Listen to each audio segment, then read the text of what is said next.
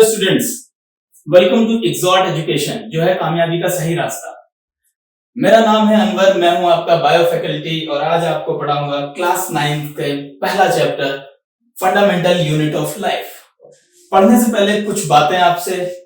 Exhort education के YouTube channel को आप सब्सक्राइब करें और बेल आइकन को प्रेस करें, क्योंकि सबसे पहले नोटिफिकेशन आपको मिले, क्योंकि यहाँ आपको मिलेगा 9th क्लास से लेकर 12th क्लास तक का कंप्लीट स्टडी मटेरियल।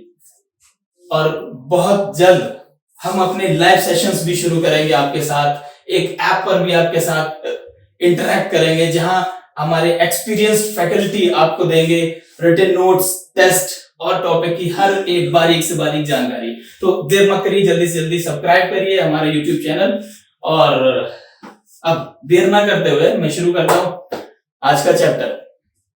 ठीक है, तो हमारा पहला चैप्टर है fundamental unit of life. Fundamental unit of life.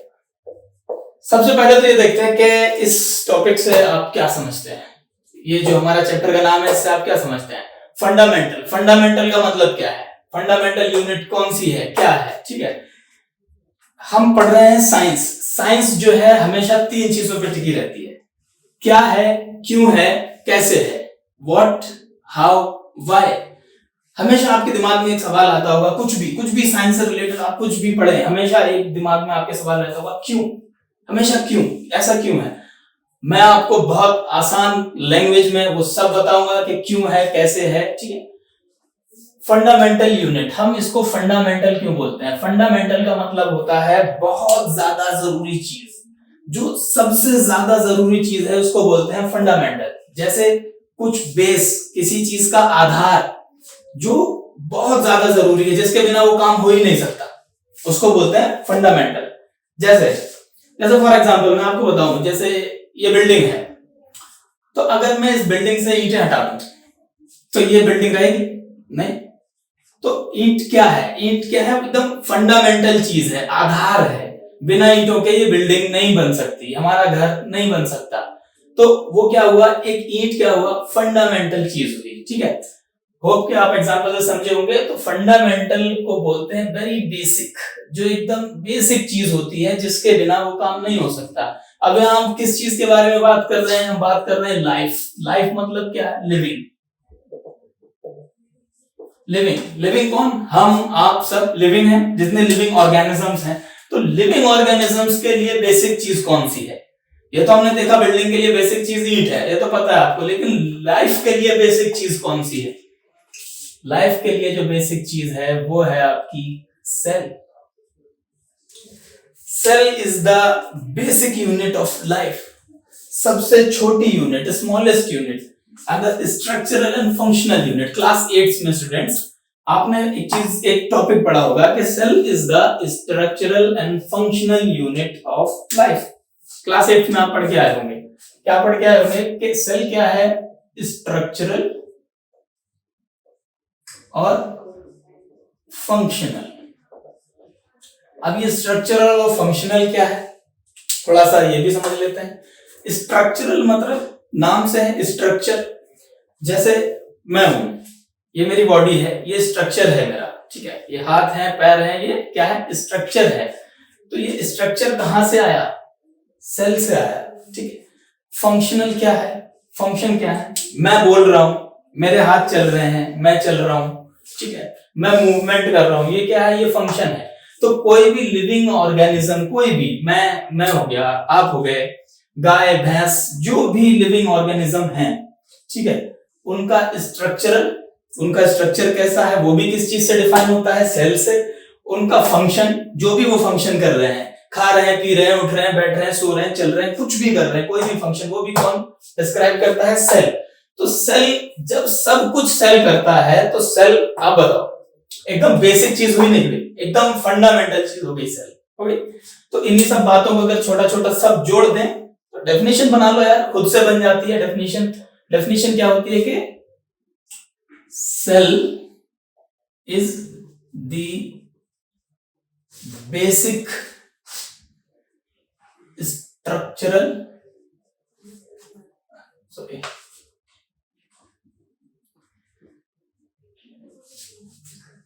And functional unit of life. ठीक है, वही बात, इतनी बात जो हमने बात की आपको समझ आएगी। Cell is the basic unit, basic functional और स्ट्रक्चरल यूनिट है लाइफ की। ठीक है, तो अब इसके आगे हम बात करेंगे कि ये कैसे है, क्यों है, कैसे सेल, सेल है क्या। वही बात जो मैंने आपको बोली कि साइंस हमेशा 3 चीजों पे टिकी होती है, क्या है, क्यों है, कैसे है। अब आप कहेंगे ठीक है, सेल तो है, क्या है, बेसिक यूनिट है, स्ट्रक्चरल और फंक्शनल यूनिट है। क्यों है, क्योंकि इसके बिना कुछ काम नहीं हो रहा है भाई, हम चल भी नहीं पा रहे हैं, सो भी नहीं पा रहे हैं, उठ भी नहीं पा रहे हैं, खा भी नहीं पा रहे हैं, इसलिए है। क्यों है, इसलिए है। ठीक है, कैसे है, ये अब आगे देखते हैं कैसे है। ठीक है,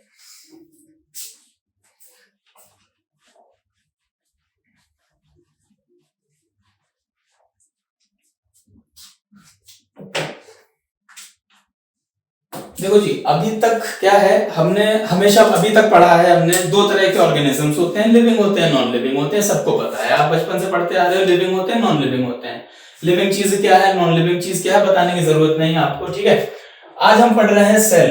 तो on the basis of cell, यहां भी 2 तरह के ऑर्गेनिजम्स होते हैं। सेल के आधार पे, हम जब सेल की बात करते हैं तो सेल के आधार पे भी 2 तरह के ऑर्गेनिजम्स होते हैं। एक होता है यूनिसेलुलर और जी एक होता है मल्टी सेलुलर। मल्टी सेलुलर, अब आप कहोगे ये क्या है। हाँ बिल्कुल, ये क्या है बताते हैं। देखो यूनिसेलुलर, देखो नाम से ही क्लियर हो रहा है, यूनिसेलुलर, मल्टी सेलुलर। यूनि मतलब क्या होता है जी, एक। यूनि मतलब होता है एक, सिंगल। मल्टी मतलब बहुत सारे, ठीक है, बहुत सारे, मल्टीपल बहुत हो गए। यूनि मतलब एक। तो ऐसे ऑर्गेनिजम्स, ऐसे लिविंग ऑर्गेनिजम्स, हम लिविंग ऑर्गेनिजम्स की बात कर रहे हैं, लाइफ की बात कर रहे हैं। ठीक है, वहां से फोकस नहीं हटना चाहिए कि हम लाइफ, लिविंग की बात कर रहे हैं, लाइफ की बात कर रहे हैं। तो यूनिसेलुलर जो लिविंग ऑर्गेनिजम्स हैं, मतलब ऐसे ऑर्गेनिजम्स जिनके पास सिर्फ एक सेल है, सिंगल सेल है, सिंगल सेल ऑर्गेनिजम्स हैं, उनको हमने बोला यूनिसेलुलर। ठीक है, और मल्टी सेलुलर ऑर्गेनिजम्स कौन होते हैं, जिनके पास एक से ज्यादा, मल्टीपल सेल्स। ठीक है, मल्टीपल सेल्ड ऑर्गेनिजम्स। ठीक है, सिंगल और मल्टीपल। मल्टीपल कितने भी हो सकते हैं, लाखों, करोड़ों। ठीक है, हम बने हैं, हमारी बॉडी बनी है लाखों करोड़ों सेल से मिलकर बनी हुई है, और यही हम आगे अभी पढ़ने वाले हैं। ठीक है, और एक होते हैं सिंगल सेल। अब आप कहोगे जब मल्टीपल लाखों करोड़ों से हम मिलके बने हुए हैं, तो ऐसे कौन से ऑर्गेनिजम्स हैं जिनके पास सिर्फ एक ही सेल है। सेल इतनी छोटी सी चीज है। ठीक है, ऐसे ऑर्गेनिजम्स कैसे हैं, ऐसी लाइफ कैसे पॉसिबल, जिनके पास एक ही है। हाँ, बहुत सिंगल सेल ऑर्गेनिजम्स कौन होते हैं, माइक्रो ऑर्गेनिजम्स। माइक्रो ऑर्गेनिजम्स जिनको हम अपनी नेकेड आई से नहीं देख सकते, हम ऐसे अपनी आंखों से जो हमें दिखाई नहीं देते हैं, वो यूनिसेलुलर, सिंगल सेल्ड होते हैं। सेल तो वैसे भी हमें आंखों से नहीं दिखाई देता, ऐसे मल्टी सेलुलर ऑर्गेनिज्म में आप सेल आंखों से नहीं देख पाओगे। ठीक है, मल्टी सेलुलर ऑर्गेनिज्म जो बहुत सारे लाखों करोड़ों सेल से मिलकर जो स्ट्रक्चर बना है, उसको देख पाओगे। ठीक है, तो माइक्रो ऑर्गेनिजम्स होते हैं जिनको हम नहीं देख पाते। माइक्रो ऑर्गेनिजम्स में कौन आ जाते हैं, जैसे क्या है, बैक्टीरिया, ठीक है, फंजाई, ठीक है, अमीबा भी हो गया इसमें, अमीबा। ठीक है, बैक्टीरिया है, अमीबा है, ये सारे क्या हैं, पैरामीशियम हो गया। ठीक है, इसी में ये सारे क्या हैं, ये सारे क्या हैं, ये सिंगल सेल ऑर्गेनिजम्स हैं। तो सिंगल सेल ऑर्गेनिज्म, तो बैक्टीरिया है, हमें दिखाई नहीं देते लेकिन है हर जगह। ठीक है, पैरामीशियम है, अमीबा है। ठीक है, ये सिंगल सेल होता है। सिंगल सेल से क्या मतलब है, इनका सिंगल एक ही सेल से कैसे काम चलता है। तो हाँ, ये ऑर्गेनिजम्स, सिंगल सेल ऑर्गेनिज्म एक ही सेल से अपना सारा काम कर लेते हैं। सारे काम से क्या मतलब है, मतलब इनका खाना भी एक ही सेल से हो रहा है, चलना फिरना मूवमेंट भी एक ही सेल से कर रही है। ठीक है, डाइजेशन भी इनका एक ही सेल से हो रहा है, उसी सिंगल सेल में, और उसी से अपना एक्सक्रीशन भी कर लेते हैं। ठीक है, जैसे मान लो एग्जाम्पल के तौर पे ये एक सिंगल सेल है। ठीक है, इसी के अंदर सब कुछ है इनका, इसी के अंदर, यहीं से ये इंटेक कर रहे हैं फूड का, यहीं से एक्सक्रीशन कर रहे हैं, यहीं डाइजेशन कर रहे हैं, सब कुछ। पूरी लाइफ जिनकी एक सेल के अंदर होती है, उनको बोलते हैं यूनिसेलुलर। ओके, आपको इतना समझ आया होगा, मतलब इससे ज्यादा बताने की जरूरत भी नहीं है कि एकदम आसान एकदम सरल लैंग्वेज में आपको बताऊंगा कि यूनिसेलुलर कौन, जिनका सारा कुछ एक ही सेल के अंदर चल रहा है, सारा कुछ, सारा सिस्टम। हम हैं, हम भाई खाते हैं, मुंह से खाते हैं, पेट में हमारे डाइजेस्ट हो रहा है, उसके लिए अलग सेल्स हैं, ठीक है। हम मूवमेंट कर रहे हैं तो हमारी हड्डियों में अलग सेल्स हैं, हमारी मसल्स के लिए अलग सेल हैं, हम रिप्रोड्यूस करते हैं, एक्सक्रीट करते हैं, तो हमारे लिए हर चीज के लिए अलग अलग सेल है। इसीलिए हमको बोला गया कि हम कौन है, मल्टी सेलुलर है, मल्टी, ठीक है। इनके लिए एक ही सेल है, तो ये एक ही सेल में सब कुछ करते हैं अपना, ठीक है। अब बात करते हैं मल्टीपल सेल्ड ऑर्गेनिजम्स जो हैं, सबसे अच्छा एग्जांपल कौन, हम, ह्यूमन, मैन, ह्यूमन बीइंग्स, सबसे अच्छा एग्जांपल मल्टी सेलुलर का ह्यूमन बीइंग्स, ठीक है। ह्यूमन बीइंग्स मल्टी सेलुलर, अभी आपको बताया बहुत सारे सेल हैं, बहुत सारे सेल का मतलब क्या है, हर एक सेल अपना अपना काम करने के लिए स्पेसिफाइड है, ठीक है। मल्टी सेलुलर की बात करेंगे, हम यूनिसेलुलर हटा देते हैं, समझ आ गया होगा, ठीक है। मल्टी सेलुलर की बात करेंगे तो क्या है कि हर एक सेल, सॉरी, हर एक काम करने के लिए हमारे पास अलग अलग सेल्स हैं, मल्टी सेल है हमारे पास, बहुत सारे हैं, हर एक काम करने के लिए। जैसे मैं चल रहा हूँ, मूवमेंट कर रहा हूँ, ये हाथ ऐसे उठ रहा है, इसके लिए ये इसमें अलग सेल लग रहा है, इसमें कौन सा सेल लग रहा है, मसल्स में, मसल्स में हमारे कुछ सेल हैं। आगे वाले आपके चैप्टर में हम जरूर पढ़ेंगे इसके बारे में डिटेल्स, लेकिन अभी एक ओवरव्यू देता हूँ आपको, ठीक है। अगला चैप्टर है टिश्यू का, उधर बहुत हर चीज का एकदम डिफरेंशिएट हम पढ़ेंगे, अच्छे से समझ आएगा आपको, और बहुत इंटरेस्टिंग वे में और बहुत आसान भाषा में आगे पढ़ेंगे, ठीक है। तो अभी क्या है कि एक हाथ चल रहा है मेरा, इसके लिए एक अलग सेल है, ठीक है। मसल सेल्स हैं, कुछ इस तरह के होते हैं, ऐसे एलोंगेटेड, यहाँ ये ऐसे सेल रहते हैं, ठीक है, सेल्स होते हैं। और दूसरा होता है आपका न्यूरॉन्स होते हैं, ठीक है, ये भी सेल है, ये कुछ इस तरह के दिखते हैं, ऐसा एक रफली डायग्राम बना दिया मैंने, मतलब ये कुछ इस तरह के दिखते हैं। मतलब कहने का मतलब ये है कि सेल अलग अलग शेप और साइज के होते हैं मल्टी सेलुलर ऑर्गेनिजम्स में, अलग अलग शेप होगा, अलग अलग साइज होगा, अलग अलग इनका काम होगा, ठीक है। ये बात क्लियर हुई।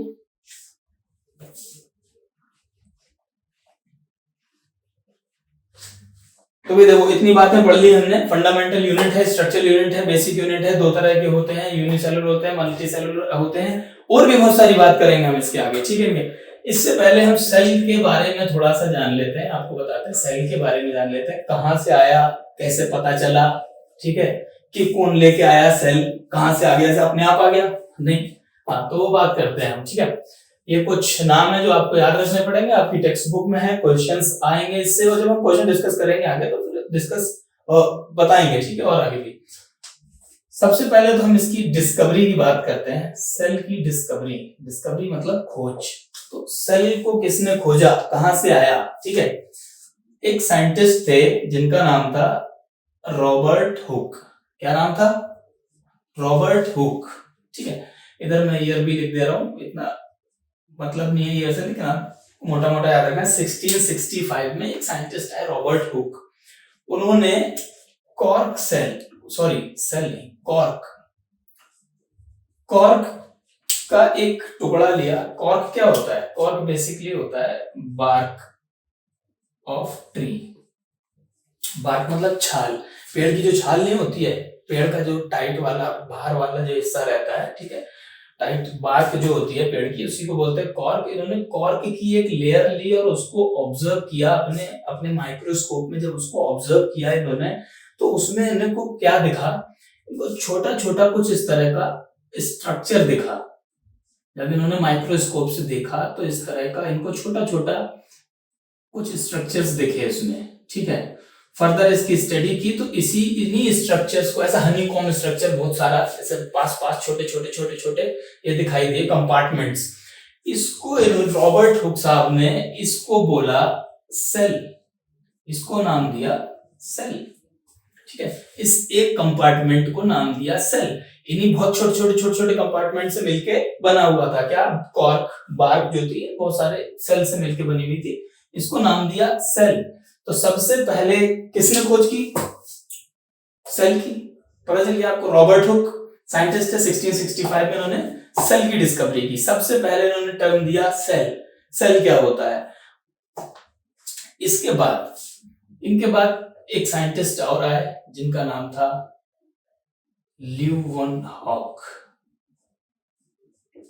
ठीक है, एंटनी वॉन ल्यूवेनहॉक नाम था साइंटिस्ट का। इन्होंने फर्दर स्टडी, रॉबर्ट हुक ने सेल खोज दिया था तो इस पे और आगे स्टडीज होती रही। ल्यूवेनहॉक साहब ने खोजा क्या, फ्री सेल। इनको अपनी स्टडी में, अपनी रिसर्च में, इन्होंने जब उसको देखा अपने माइक्रोस्कोप से, अपनी स्टडी में देखा तो इनको मिला फ्री सेल। फ्री सेल इनको कहां से मिला था, पॉन्ड वाटर से मिला था, एक्वाटिक। इन्होंने पॉन्ड, तालाब का जो पानी होता है उस पर रिसर्च करी, उस पर इन्होंने देखा कि फ्री और मूविंग सेल्स इनको दिखाई दिए। फर्दर स्टडीज हुई तो एंटनी वॉन ल्यूवेनहॉक ने फ्री सेल खोजा, रॉबर्ट हुक ने सेल, ठीक है। उसके बाद एक नाम और आता है, एक नाम अगर आप और याद रखना पड़ेगा आपको, वो है रॉबर्ट ब्राउन। ये भी एक साइंटिस्ट हैं, इनका नाम है रॉबर्ट ब्राउन। इन्होंने खोज की थी न्यूक्लियस की। इसके बारे में हम आगे जब अभी सेल ऑर्गेनल्स पढ़ेंगे, सेल के बारे में जब इसका स्ट्रक्चर देखेंगे, ऑर्गेनल्स पढ़ेंगे तो न्यूक्लियस के बारे में जरूर से बात करेंगे। लेकिन अभी डिस्कवरी साइंटिस्ट की बात चल रही है तो मैं आपको यही बता देता हूँ। रॉबर्ट हुक ने सेल की डिस्कवरी की, एंटनी वॉन ल्यूवेनहॉक ने फ्री सेल की डिस्कवरी की, रॉबर्ट ब्राउन ने न्यूक्लियस की डिस्कवरी की, ठीक है। ये मोटी मोटी बात हो गई, आप इसको देख लें, नोट डाउन कर लें, ठीक। अच्छा, इसी के साथ एक दो नाम आपको और याद रखने पड़ेंगे, ठीक है। इसके बाद क्या हुआ, इस पर आगे रिसर्च चलती रही, खोज जारी रही, खोजते खोजते ये सेल जो है, सेल थ्योरी दी गई, एक आगे सेल थ्योरी दी गई। इसके कुछ पॉइंट्स हैं। सबसे पहले बात करते हैं इसकी कि सेल थ्योरी किसने दी, ठीक है। तो साइंटिस्ट आए थे श्लाइडन एंड स्वान। स्पेलिंग पे मत जाओ, अपनी टेक्स्ट बुक में आपकी सब दिया हुआ है, आप देख लेना। स्पेलिंग थोड़ी सी ऊपर नीचे हो सकती है। मुद्दे की बात यह है कि आपको समझ आना चाहिए। आप ये समझो, सेल थ्योरी जो दी थी स्लाइडन और श्वान ने दी थी। स्लाइडन और श्वान ने क्या दिया था सेल थ्योरी में? पहला पॉइंट सेल थ्योरी का यही है। क्वेश्चन सेल थ्योरी से बहुत आते हैं। सेल थ्योरी किसने प्रपोज की थी? स्लाइडन और श्वान ने की थी, ठीक है। सेल थ्योरी क्या है, ये भी क्वेश्चन आते हैं, तो दो तीन इसके पॉइंट्स हैं। सेल थ्योरी क्या है? सेल थ्योरी ये है कि ऑल ऑर्गेनिजम्स, या मैं यूं कहूं कि ऑल लिविंग ऑर्गेनिजम्स तो ज्यादा बेहतर होगा, क्योंकि देखो हम लिविंग की बात कर रहे हैं, ठीक है। All living organisms consists of cells, ठीक है। तो ये आप ये कहोगे कि हाँ, ये तो अभी आपने बताया भी सर के सेल होता है, लिविंग ऑर्गेनिज्म में सेल होते हैं। तो ये थ्योरी किसने दी थी? श्लाइडन और स्वान ने ये बोला था कि ऑल लिविंग ऑर्गेनिज्म, जितने भी लिविंग ऑर्गेनिजम्स हैं वो क्या होते हैं? सेल से मिलकर बने हुए होते हैं। अब लिविंग ऑर्गेनिजम्स में प्लांट्स भी आते हैं, अभी हम अपनी बात कर रहे थे, प्लांट्स भी आते हैं। तो ये किसने बोला था? स्लाइडन एंड स्वान ने बोला था कि चाहे प्लांट्स हो या फिर एनिमल हो, सभी किससे मिलके बने हुए हैं? सेल से मिलके बने हुए हैं। छोटे छोटे लाखों करोड़ों सेल्स से मिलके बने हुए हैं, चाहे वो प्लांट्स हो चाहे एनिमल्स हो, ठीक है। तो दूसरा, और इसका सेल थ्योरी का दूसरा पॉइंट ये था, ठीक है। सेल थ्योरी, ये सेल थ्योरी दी थी स्लाइडन एंड स्वान ने, ठीक है। इसके आगे सेल थ्योरी जब दोबारा रिवाइज्ड हुई तो एक और साइंटिस्ट का नाम आप देखो और याद रखना पड़ेगा आपको, रुडोल्फ वर्चो का नाम है, रुडोल्फ वर्चो। इन्होंने इस सेल थ्योरी को थोड़ा सा और आगे बढ़ाया। एक ये पॉइंट था स्लाइडन एंड स्वान ने दिया कि सारे ऑर्गेनिजम्स, चाहे वो प्लांट हैं चाहे एनिमल हैं, किससे मिलकर बने हुए हैं? सेल से मिलकर बने हुए हैं, ठीक है। तो ये बात तो क्लियर हो गई कि प्लांट और एनिमल हम जो है सेल से मिलकर बने हुए हैं। अभी इनकी स्टडीज को आगे बढ़ाया रुडोल्फ वर्चो ने। इन्होंने जो थ्योरी दी, इन्होंने बोला कि इन्होंने एक टर्म कॉइन किया था कि ओमनिस सेल्युला ई सेल्युली। अब आप कहोगे सर ये क्या टंग ट्विस्टर सा बता दिया आपने, ओमनिस सेल्युला ई सेल्युली, ये कैसे याद रखेंगे? तो ये बस एक इन्होंने एक टर्म दिया था, ओमनिस सेल्युला ई सेल्युली। मैं आपको इसका आसान लैंग्वेज में बताता हूँ। ओमनिस सेल्युला ई सेल्युली का मतलब ये था कि जितने भी सेल हैं, जो भी सेल है हमारी बॉडी में, प्लांट्स में, एनिमल्स में, वो प्री एग्जिस्टिंग सेल्स से मिलकर बने हुए हैं। प्री एग्जिस्टिंग मतलब पहले पुराने सेल्स से ही सेल आए। ऐसा नहीं है कि सेल ऐसे अपने आप से कहीं से उड़ के आ गया, ठीक है, कि कुछ नहीं था, आप बैठे बैठे सेल आ गया, एकदम सेल बन गया, ऐसा नहीं है। तो ये किसने बताया? रुडोल्फ वर्चो ने बताया। इस सेल थ्योरी को आगे बढ़ाया और इन्होंने बताया क्या कि प्री एग्जिस्टिंग सेल से ही सेल्स बनते हैं।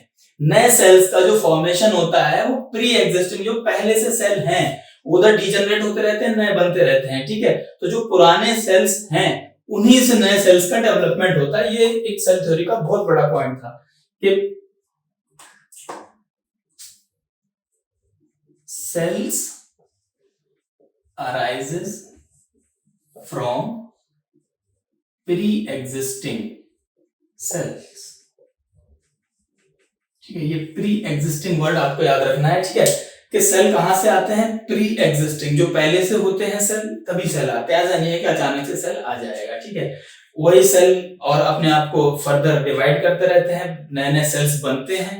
सेल से सेल ऑर्गेनल्स होते हैं सेल में, सेल से बनता है टिश्यूज जो हमारे अलग अलग है, मसल्स के टिश्यूज। ठीक है, अलग अलग ऑर्गन्स में अलग अलग टिश्यूज हैं। उन टिश्यूज, बहुत सारे टिश्यूज को मिलकर बन जाता है एक ऑर्गन, और बहुत सारे ऑर्गन को मिलाकर बनता है एक सिस्टम। ठीक है, जैसे हमारी बॉडी में बहुत सारे ऑर्गन्स हैं। ठीक है, हमारा दिल है, फेफड़े हैं, पेट है। ठीक है, और इन सब में अलग अलग टिश्यूज है। हमारे पेट में दूसरे टिश्यूज हैं, अलग टिश्यूज हैं, और वो टिश्यू किससे मिलकर बने हुए हैं? सेल से मिलकर बने हुए हैं। ठीक है, और वो सेल कहां से आए? प्री एग्जिस्टिंग सेल से आए। ठीक है, ऐसा नहीं है कि अपने आप आ गए। तो ये हो गई सेल थ्योरी, इतनी बात हो गई। हमने बात की थी, एक बार फिर से जल्दी से रिकॉल कर देता हूं। हमने बात की थी कि सेल कहां से आया? सेल आया रॉबर्ट हुक ने कॉर्क की सेल्स से सेल की डिस्कवरी की थी। उसके बाद क्या हुआ? उसकी फर्दर स्टडीज में एक साइंटिस्ट है एंटनी वॉन लीeuwenhoek, उन्होंने फ्री सेल की डिस्कवरी की। ठीक है, उसके बाद न्यूक्लियस की डिस्कवरी हुई जो रॉबर्ट ब्राउन ने की थी। और उसके बाद एक सेल थ्योरी दी गई, श्लाइडन और स्वान ने एक सेल थ्योरी दी थी। तो ऑल लिविंग ऑर्गेनिजम्स जो है, प्लांट और एनिमल जितने भी हैं, वो सब सेल से ही मिलके बने हुए हैं। और इसी थ्योरी को आगे बढ़ाया रुडोल्फ वर्चो ने, जिन्होंने बोला कि cells arises from pre existing cells. ठीक है, इतनी बात हो गई, उम्मीद सब समझ आई होगी। बाकी बहुत आसान और इंटरेस्टिंग भाषा में अभी आगे पढ़ेंगे और आप समझाने की कोशिश करेंगे। ठीक है,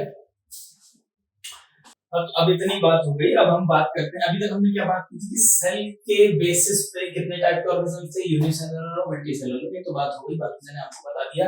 ठीक है, अब सेल के भी टाइप होते हैं। सेल कितने तरह के होते हैं? वैसे तो आपको बताया कि मल्टीपल तरह के, बहुत हजारों लाखों करोड़ों तरह के सेल होते हैं, हर चीज की अलग अलग सेल होते हैं। लेकिन सेल के मेनली दो टाइप हैं।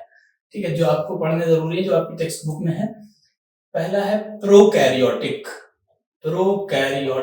सेल, और दूसरा है यूकैरियोटिक सेल। Eukaryotic cell. ठीक है, सेल दो तरह के होते हैं, प्रोकैरियोटिक और यूकैरियोटिक। अभी प्रोकैरियोटिक और यूकैरियोटिक है क्या? प्रोकैरियोटिक, आप नाम से देखें। ठीक है, प्रोकैरियोटिक, प्रो मतलब होता है प्रिमिटिव, और कैरियो मतलब होता है सेल। ठीक है, तो नाम में है प्रिमिटिव मतलब पुराने तरह का। ठीक है, कैरियोटिक, कैरियन बोलते हैं सेल को। ठीक है, तो सेल पुराने तरह का सेल। अब आपको कोई ये पुराने तरह का सेल क्या है, ये भी क्या है? नए तरह का सेल, पुराने तरह का सेल। तो देखो, हर चीज के जैसे वर्जन होते हैं, जैसे हम गाड़ी खरीदते हैं, हमारे पास बाइक है, एक पुरानी तरह की बाइक हो गई, पुराने जमाने की, हाँ ये पुराना है, उसी का अपडेटेड वर्जन आ गया, उसमें क्या नए नए मॉडिफिकेशंस हो गए, नई नई चीजें आ गई, तो वो नए तरह का हो गया। ठीक है, तो दो तरह के सेल होते हैं आसान भाषा में, कि एक पुराने तरह के सेल, एक नए तरह के सेल। ठीक है, अब ये पुराने तरह के सेल क्या है? प्रोकैरियोटिक सेल है। पुराने तरह के सेल ये पाए जाते हैं माइक्रो ऑर्गेनिजम्स में।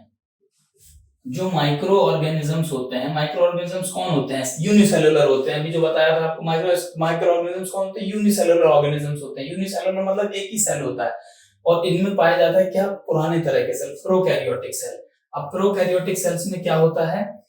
देखो, पहले इसको आगे समझने से पहले एक और बात बताऊं आपको कि सेल जो होता है, सेल में बेसिकली तीन चीजें बेसिक होती हैं, तीन चीजें होंगी। उसके अलावा भी बहुत सारी होती हैं, सब आगे पढ़ेंगे तो आपको पता चलेगा। लेकिन सेल में तीन चीजें तो होनी ही होनी है, वो चाहे कोई सा हो, चाहे प्रोकैरियोटिक हो, चाहे यूकैरियोटिक हो, या कैसा भी सेल हो। ठीक है, पहले क्या है? एक होता है प्लाज्मा मेम्ब्रेन। ये सब अभी हम आगे पढ़ेंगे। ठीक है, ये नहीं सोचना कि ये क्या है, कहां से आ गया, बताया नहीं सर ने, आगे पढ़ेंगे। बस एक ओवरव्यू दे रहा हूं मैं इस चीज को समझने के लिए। ठीक है, सेल में क्या होता है? प्लाज्मा मेम्ब्रेन होगी। ठीक है, सेल में क्या होगा? साइटोप्लाज्म होगा, और सेल में क्या होगा? न्यूक्लियस होगा। ठीक है, न्यूक्लियस या न्यूक्लियोइड कह देते हैं इसको, भी बताऊंगा ये क्या है। ठीक है, ये तीन चीजें सेल में होंगी ही होंगी, तभी वो एक सेल होगा। ठीक है, इसके अलावा भी बहुत सारी चीजें होगी, यूकैरियोटिक सेल में भी हम पढ़ेंगे। ठीक है, तो प्रोकैरियोटिक सेल में भी ये तीन चीजें होती हैं, प्लाज्मा मेम्ब्रेन होगा, साइटोप्लाज्म होगा, न्यूक्लियस होगा। तो आप कहोगे सर जब ये सेल में होती भी है, इसमें होती है, तो ये दोनों अलग अलग कैसे हो गए? बिल्कुल मुद्दे की बात है, अलग अलग ऐसे हुए। तो ये देखो पुराने टाइप के सेल्स हैं। दूसरा क्या है, ये माइक्रो ऑर्गेनिजम्स में होते हैं, हमारे अंदर नहीं होंगे, हम माइक्रो ऑर्गेनिजम्स नहीं है, हम हमारा स्ट्रक्चर है बड़ा है। ठीक है, ये छोटे छोटे जो माइक्रो ऑर्गेनिजम्स होते हैं जो नेकेड आई से नहीं दिखते, उनके अंदर जो सेल होती है वो प्रोकैरियोटिक टाइप की सेल्स होती हैं। इनका सबसे पहला जो फीचर है वो क्या है कि इनका जो न्यूक्लियस होता है, nucleus is not well defined. Nucleus is not well defined. अब वेल डिफाइंड से क्या मतलब है, इनका जो न्यूक्लियस होता है, कौन सी सेल का? प्रोकैरियोटिक, पुराने तरह की सेल है, इनका जो न्यूक्लियस है। ठीक है, न्यूक्लियस जरूरी चीज है सेल की, न्यूक्लियस होगा ही होगा। न्यूक्लियस जो है इनका वेल डिफाइंड नहीं होता है। वेल डिफाइंड से मतलब क्या है कि एक प्रॉपर स्ट्रक्चर नहीं मिलेगा आपको। प्रोकैरियोटिक सेल में न्यूक्लियस का एक प्रॉपर स्ट्रक्चर नहीं मिलेगा। वैसे तो क्या होता है कि ठीक है, जैसे हम यहाँ देखें, वैसे तो क्या होता है, ये एक सेल होती है, इधर एक न्यूक्लियस होता है, बीच में सेंटर में इधर न्यूक्लियोलस होता है बीच में उसके। तो आपको सेल के अंदर न्यूक्लियस मिलता है इस तरह का। ठीक है, ऐसे एक न्यूक्लियस होता है गोल सा। लेकिन प्रोकैरियोटिक सेल में वेल डिफाइंड नहीं होता, बाउंड्रीज नहीं होती है, न्यूक्लियस की जो मेम्ब्रेन होती है, ठीक है, वो नहीं होती है। इसका जो न्यूक्लियस है वो कुछ इस तरह का होता है जैसे प्रोकैरियोटिक सेल। अभी हम इधर का, अभी मैं दोबारा इसको बताऊंगा। ठीक है, अभी मिटाता हूँ आपको दिखाने के लिए। प्रोकैरियोटिक सेल दिखती कैसी है? प्रोकैरियोटिक सेल्स कुछ इस तरह के होते हैं। ठीक है, ये प्रोकैरियोटिक सेल होते हैं, ये इनकी टेल होती है। ठीक, इस पे सीलिया होते हैं, ये कुछ मूवमेंट के लिए, चलने के लिए हाथ पैर है। बेसिकली मैं अभी आपको क्या समझा रहा हूँ, न्यूक्लियस वेल डिफाइंड नहीं होता। तो न्यूक्लियस कैसा होता है? ठीक है, न्यूक्लियस इनका कुछ इस तरह का ऐसे ऐसे पूरे में पड़ा रहता है, ऐसे क्रोमोसोम। ठीक है, आपको तो पता होगा, इतना इतना आपने चैप्टर में पढ़ा है, नहीं पढ़ा तो अभी हम जब सेल ऑर्गेनल्स की बात करेंगे आगे, पूरा अलग अलग एक एक चीज देखेंगे कि न्यूक्लियस के उसके फंक्शंस क्या, उसकी शेप कैसी है, कहाँ होता है, प्लांट्स में कैसा दिखता है, एनिमल में कैसा दिखता है, सेल ऑर्गेनल्स की आगे बात करेंगे तो ये सब चीजें समझ आएंगी। एक ओवरव्यू देने के लिए मैं फिर से मोटा मोटा आपको बताता हूँ कि ये क्या है। न्यूक्लियस क्या होता है? ब्रेन ऑफ द सेल बोलते हैं हम न्यूक्लियस को। मतलब ब्रेन ऑफ द सेल का मतलब क्या है? एक तो सेल खुद फंडामेंटल यूनिट है, सेल के बिना कुछ और है ही नहीं पॉसिबल। सेल फंडामेंटल यूनिट है, उसके बिना कुछ और नहीं पॉसिबल है। न्यूक्लियस के बिना सेल ही नहीं पॉसिबल है। न्यूक्लियस क्या है? ब्रेन ऑफ द सेल है। जैसे हम, हमारा ब्रेन है, ब्रेन हटा दिया जाए तो हम बचेंगे नहीं, तो वही क्या है, न्यूक्लियस क्या है? ब्रेन ऑफ द सेल है, जो सेल के सेंटर में होता है न्यूक्लियस। तो जब न्यूक्लियस एकदम ब्रेन ऑफ द सेल है, तो इसमें प्रोकैरियोटिक टाइप में क्या होता है, न्यूक्लियस जो है वो वेल डिफाइंड नहीं होता है। मतलब एक प्रॉपर स्ट्रक्चर, शेप और साइज नहीं होगा। वेल डिफाइंड से आप इतना ही समझिए।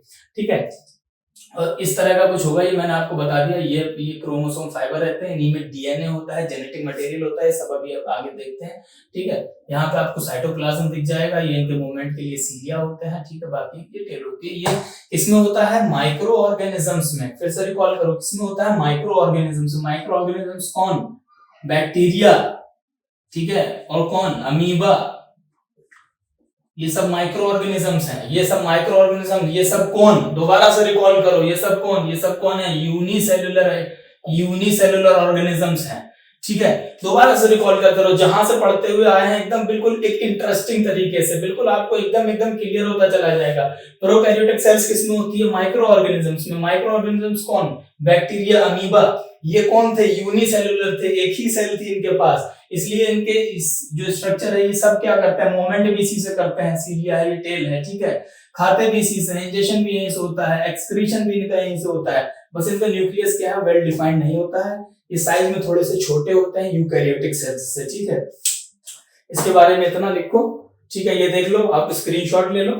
ठीक है, बाकी मैंने समझाया, आप दोबारा रिवाइंड करके देखो, जहां जहां जो नहीं समझ में आया आप कमेंट करके बताओ। ठीक है, कमेंट करने से क्या है ना, देखो बड़ा एंगेजिंग हो जाता है। ठीक है, हमें भी हेल्प होगी, आपको कहां तक समझ आया, क्या डिलीवर हुआ। ठीक है, आप कुछ हमसे पूछोगे तो एक हमारा और आपका एक एंगेजमेंट सा हो जाएगा। ठीक है, इंटरेक्शन होगा तो और इंटरेस्टिंग आगे बनेगा। ठीक है, मजा आएगा। फिलहाल ये देख लो आप, और बात करते हैं यूकैरियोटिक सेल की। ठीक है,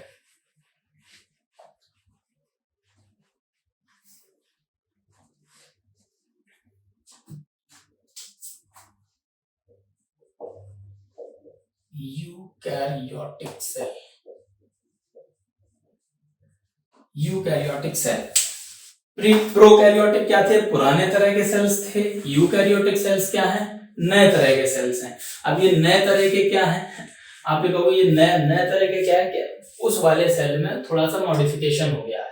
जैसे उसमें क्या था, न्यूक्लियस हमारा वेल डिफाइंड नहीं था। यहाँ सबसे बड़ा क्या है इसका पॉइंट, न्यूक्लियस जो है हमारा वेल डिफाइंड है। Nucleus is well defined. Well defined से क्या मतलब है? मैंने बताया कि एक प्रॉपर स्ट्रक्चर होगा, शेप होगा उसका, ठीक है, एक मेम्ब्रेन होगी, प्रॉपर शेप और साइज में एक होगा, उसको न्यूक्लियस जो है वेल डिफाइंड है। इसका यूकैरियोटिक सेल का। अच्छा एक चीज और देख लो, यूकैरियोटिक मतलब नए तरह के सेल्स।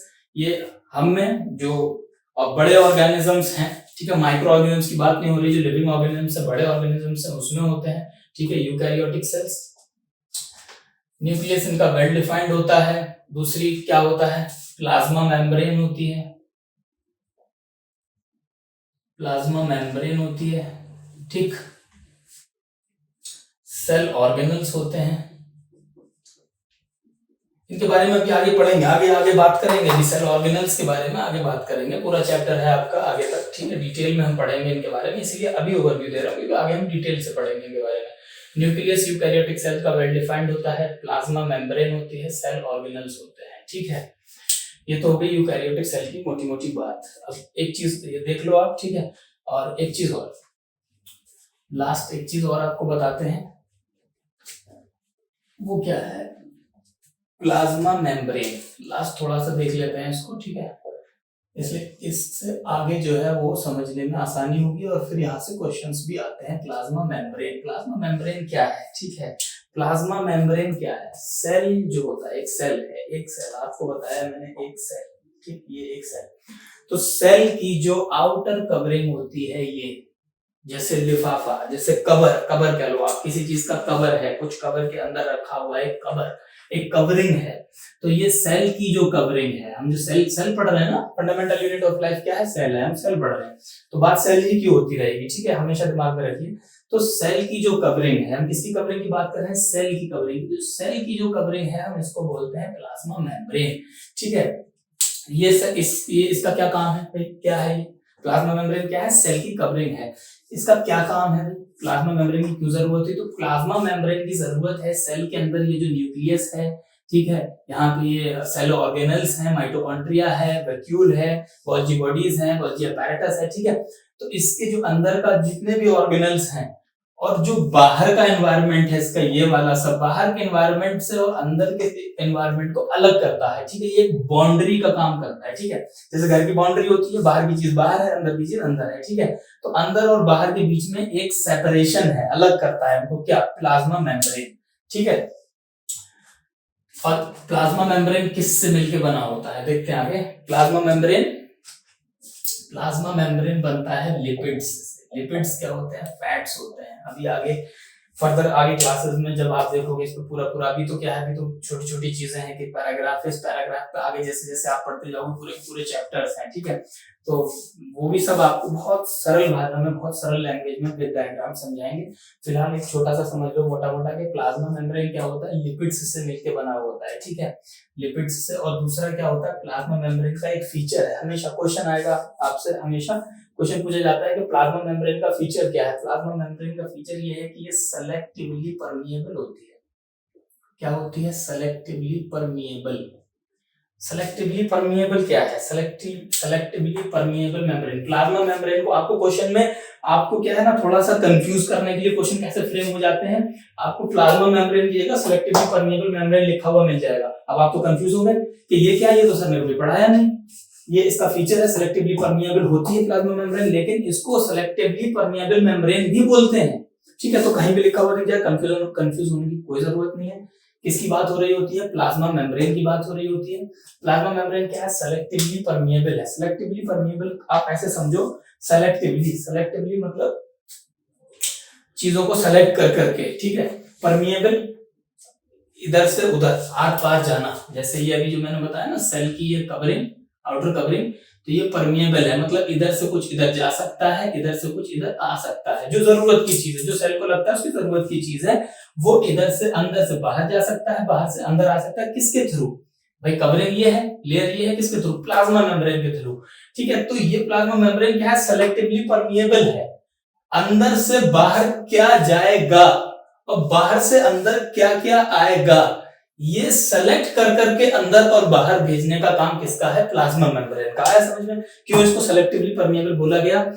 क्या क्या चीज अंदर से बाहर जाएगी, क्या क्या चीज बाहर से अंदर आएगी, तो ये सेलेक्ट करके, ऐसा नहीं कुछ भी जो है बाहर वो अंदर आ गया, कुछ भी अंदर से जो है कभी भी कुछ भी बाहर चला गया, सेलेक्टिवली। अब सेलेक्टिवली क्या क्या चीज हो जाता है? जैसे एक्सचेंज ऑफ गैसेस, ठीक है, CO2, O2, oxygen, carbon dioxide, cell है उसको जरूरत है, ठीक है। सेल में क्या है कि एक्सचेंज ऑफ गैसेस है, तो गैसेस का एक्सचेंज होगा भाई, CO2, O2, कंसंट्रेशन के बेसिस पर भी देखेंगे, ठीक है। हायर कंसंट्रेशन से लोअर कंसंट्रेशन या लोअर कंसंट्रेशन से higher concentration, exchange of gases होगा, एक्सचेंज ऑफ वाटर होगा, ठीक है, पानी है, और भी जो जरूरी चीजें हैं जो सेल के लिए जरूरी है, सेल को लगती हैं, तो वो सेलेक्ट करके भेजता है अंदर से बाहर, बाहर से अंदर, इसलिए इसको सेलेक्टिवली परमिएबल मेम्ब्रेन कहते हैं। ये लिपिड से मिलकर बनी हुई होती है, ठीक है।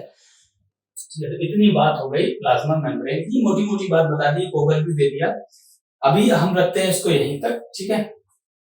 आगे हम पढ़ेंगे इसके डिटेलिंग पढ़ेंगे, क्या प्लाज्मा मेम्ब्रेन, फिर ये सेल का क्या है न्यूक्लियस में क्या है, सेल के ऑर्गेनल्स होते हैं, सेल कैसे काम करती है, ठीक है, कौन सी चीज किस चीज के लिए रेस्पॉन्सिबल है, ठीक है, सेल को एनर्जी कहां से मिलती है, गैसेस का एक्सचेंज कैसे होता है, ये सब बातें हम आगे पढ़ेंगे और बहुत डिटेल में पढ़ेंगे। आप बने रहिए चैनल पे, बने रहिए इस क्लास के साथ, आप आगे देखिए इसको, ठीक है। बहुत इंटरेस्टिंग होने वाला है। जब हम डिटेल में जाते हैं ना तो साइंस में, तो बहुत इंटरेस्टिंग हो जाता है, और जब एक एक चीज हम अलग अलग करके देखेंगे ना तो बहुत इंटरेस्टिंग लगेगी। तो यार देखो, चैनल को कर दो सब्सक्राइब, लाइक कर दो, वीडियोस को शेयर करो ज्यादा से ज्यादा अपने दोस्तों के साथ, जिसको भी जरूरत है वहां, ठीक है।